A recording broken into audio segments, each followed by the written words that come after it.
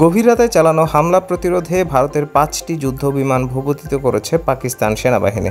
পাকিস্তানের কর্মকর্তার বরাত দিয়ে এই তথ্য জানিয়েছে দেশটির গণমাধ্যম ডন।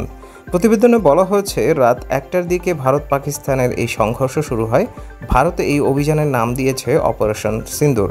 রাত 3:45টায় পাকিস্তানের তথ্যমন্ত্রী আতাউল্লাহ আতার 2টি ভারতীয় বিমান ভূপাতিত করার কথা জানান।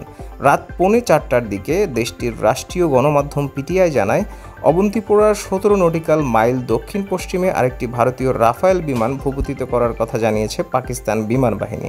ভোর 4টা এবং 5টায় চতুর্থ ও পঞ্চম বিমান ধ্বংসের কথা জানায় দেশটির তথ্য মন্ত্রণালয় এবং সামরিক বাহিনী। ব্লুমবার্গ টিভিতে দেয়া এক সাক্ষাৎকারে প্রতিরক্ষামন্ত্রী খাজা আসিফ বলেন, পাকিস্তান নিয়ন্ত্রণ রেখা বরাবর 5টি ভারতীয় বিমান এবং একাধিক মনুষ্যবিহীন বিমান ধ্বংস করেছে এবং চেকপোস্ট ধ্বংস করেছে। একইভাবে ভোর 5টা 9 মিনিটে জিও নিউজে উপস্থিত হয়ে তথ্যমন্ত্রী আতাউল্লাহ আতার বলেন, পাকিস্তান 5টি ভারতীয় বিমান ভূপাতিত করেছে। এদিকে সিএনএনের এক প্রতিবেদনে বলা হয়েছে, ভূপাতিত বিমানের মধ্যে একটি রাফায়েল জেট, একটি মিগ-29 এবং একটি SU-30 যুদ্ধবিমান এবং একটি ড্রোন রয়েছে বলে জানিয়েছে পাকিস্তান। তবে এই দাবি তাৎক্ষণিকভাবে নিশ্চিত করা যায়নি।